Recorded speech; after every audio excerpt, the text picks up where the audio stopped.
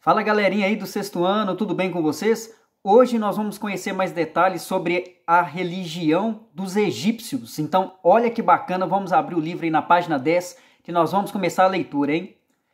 Os antigos egípcios eram politeístas, ou seja, acreditavam em vários deuses e não em um apenas.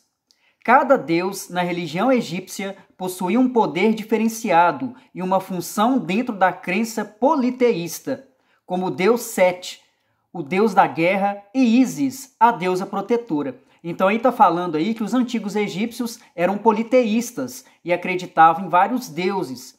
E para cada deus tinha uma referência, é muito parecido com a mitologia grega. Então, por exemplo, o deus Sete, que é o deus da guerra, a gente tinha a Ísis, que é a deusa protetora de todos os egípcios. Então é bem interessante mesmo.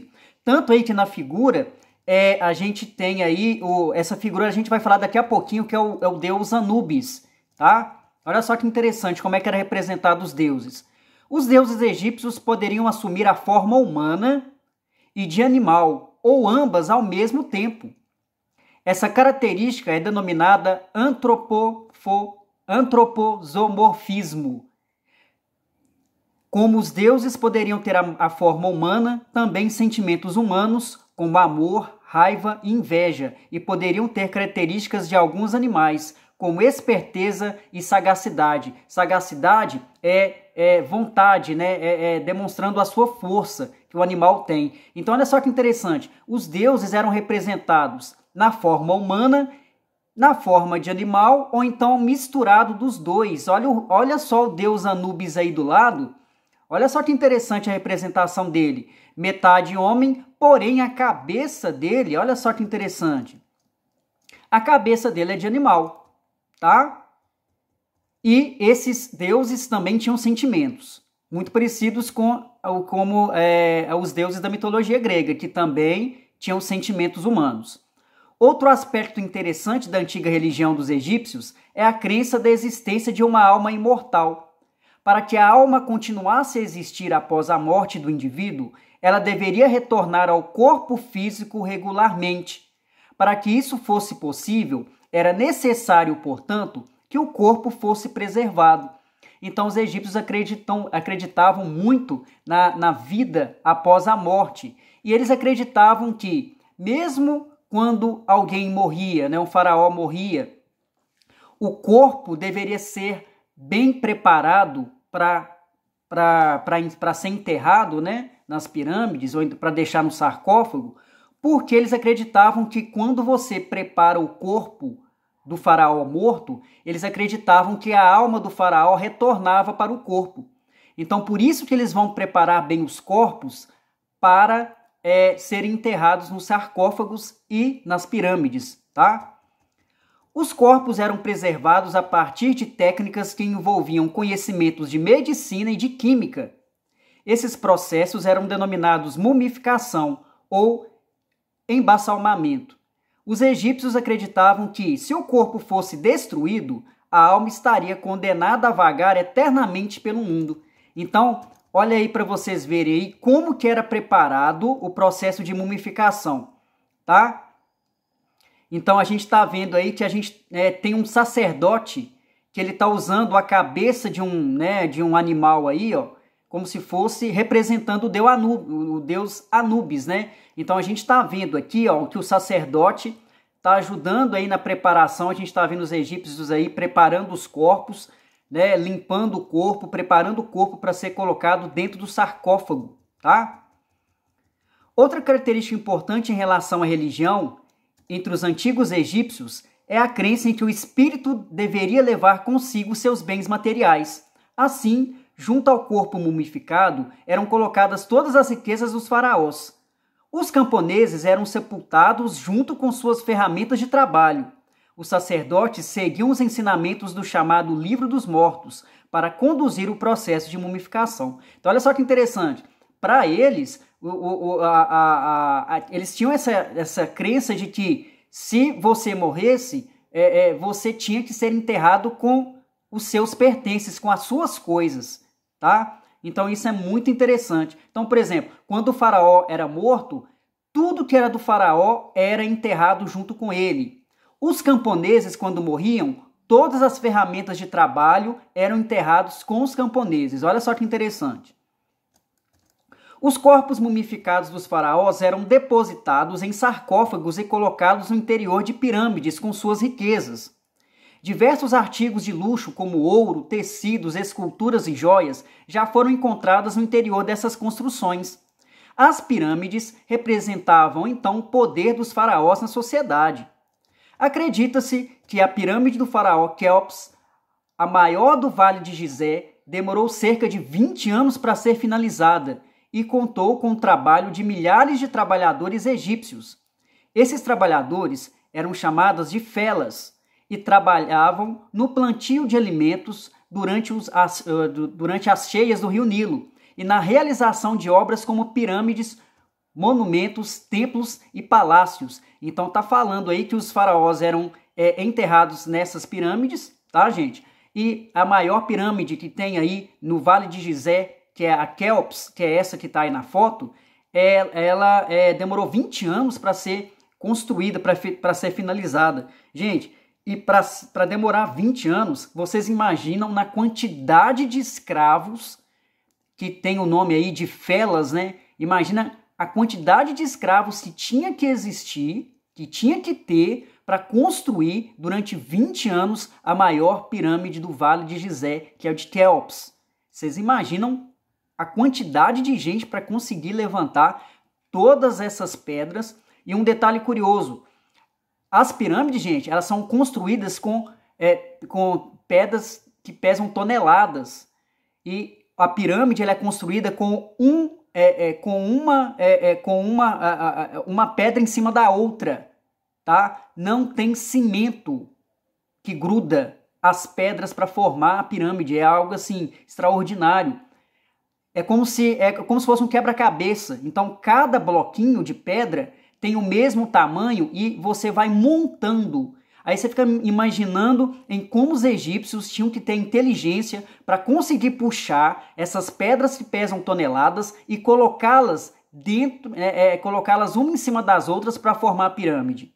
Durante 20 anos, vocês imaginam o quanto que esses escravos aí tiveram que mostrar força para conseguirem levantar tudo isso. Não é fácil, não.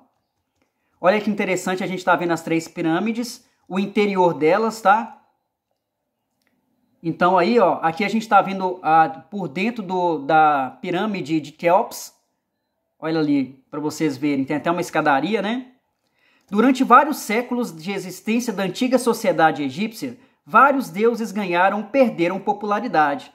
Essas mudanças de popularidade muitas vezes influenciavam o poder dos sacerdotes que representavam esses deuses. Então, teve muito faraó que era muito popular, as pessoas gostavam dele. Já outros faraós sofreram porque as pessoas não gostavam muito dele, não. Então, é complicado. Então, a tendência é, se as pessoas não gostam de algum faraó, com certeza o faraó teve problemas com esse povo, tá, gente? Os sacerdotes, como já citado, possuíam muito poder na sociedade devido à valorização da religião pelos egípcios. O poder desses sacerdotes, porém, passou a incomodar em determinado período o poder do faraó. Então o sacerdote, por ele valorizar muito a religião egípcia, o sacerdote tinha um poder muito grande. Porém, vai ter faraós que não vão gostar da presença dos sacerdotes. Olha aí para vocês verem. Assim, o faraó Amenófis IV iniciou uma reforma religiosa durante seu reinado.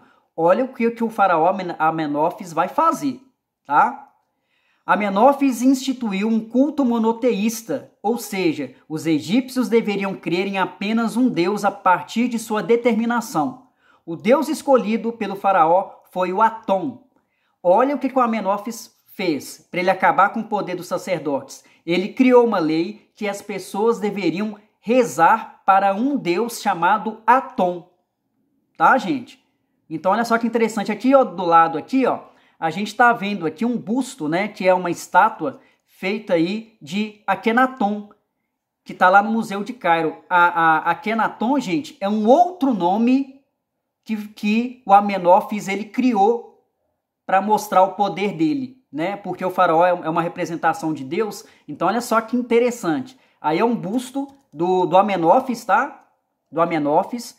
Por isso tem esse nome de Akhenaton, que a gente vai ver daqui a pouquinho, que foi um nome que ele criou para mostrar o poder e esse lado de que um faraó é um deus, tá? O busto tá lá no Museu do Egito, tá, gente? É esse busto aí.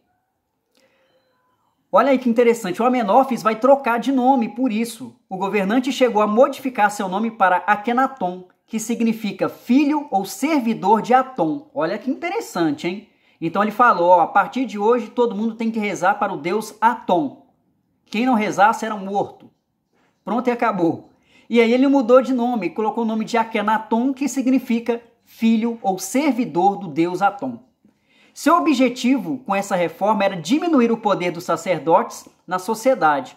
Porém, a reforma de Akhenaton não se tornou popular e após a sua morte, por volta de 334 a.C., a crença politeísta voltou. Olha só que interessante. Ele criou a lei para que as pessoas rezassem a respeito do deus Aton, só que essa ideia ele criou para diminuir o poder do sacerdote, só que a ideia de fazer com que as pessoas rezassem para o deus Aton não deu certo. O povo não aceitou isso. E depois que o Amenófis morreu, a religião voltou a ser politeísta de novo, tá? Ó, gente, é o seguinte, aqui vai ter um detalhe muito interessante sobre o jovem faraó chamado Tutankhamon, que é um dos faraós mais famosos, tá? Vamos fazer uma leitura dele rapidinho aqui, ó. No ano de 1922, os arqueólogos britânicos Howard Carter e Lord Carnarvon conseguiram chegar até o local onde estava localizada a tumba do faraó Tutankhamon e seus tesouros. Este fato marcou a segunda década do século XX, sendo considerado uma das maiores descobertas arqueológicas do século, tá? Aqui, gente, vou pedir para vocês lerem com calma essa parte que é muito interessante, para vocês verem quais foram essas descobertas que foram feitas no ano de 1922, que é muito interessante. O tio Jairo vai colocar aí a foto do Howard Carter e do Lord Carnarvon, eles descobrindo eles no sarcófago do Tutankhamon. Vou colocar na postagem aí para vocês verem a foto. Que legal que é a foto, tá bom? E aqui, gente, olha que legal. Aqui nós temos aqui, ó, olha as sandálias que o Tutankhamon usava. Lembrando, tudo que era do Tutankhamon foi enterrado com ele. Então, olha só o que o Howard Carter e o Lord Carnarvon descobriram no ano de 1922, tá? Vou pedir para vocês lerem o texto aí, que está muito interessante. Olha que legal, gente. Aqui a gente está vendo a cabeça da múmia, né, de Tutankhamon, e eles pegaram a cabeça do Tutankhamon e escanearam no computador para ver como é que seria a aparência dele na realidade. Olha só que legal o que o computador mostrou. Aqui foi uma reconstrução feita no ano de 2005, pegando a referência da cabeça da múmia do Tutankhamon, e aqui o computador mostrou como é que seria a aparência de Tutankhamon nesta época aí do Antigo Egito. Olha que interessante, gente. Aqui a gente está vendo aqui o Tutankhamon, ele jovem. Bem bacana, hein?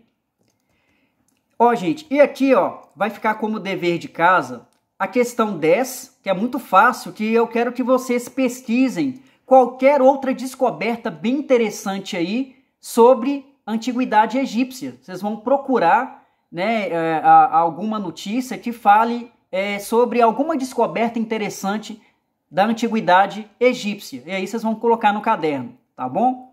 E a 11, vocês vão ter que responder aí, ó. Por que a descoberta da tumba de Tutankhamon é importante para os atuais estudos em história? Eu quero que vocês coloquem a opinião de vocês, tá bom? Qualquer dúvida que tiverem, pode entrar em contato comigo, tá? Então, questão 10 e questão 11 vai ficar aí como dever de casa, tá bom, gente? Respondem os comentários aí da postagem também no Seneca Digital, tá? Valeu, gente! Tudo de bom para vocês!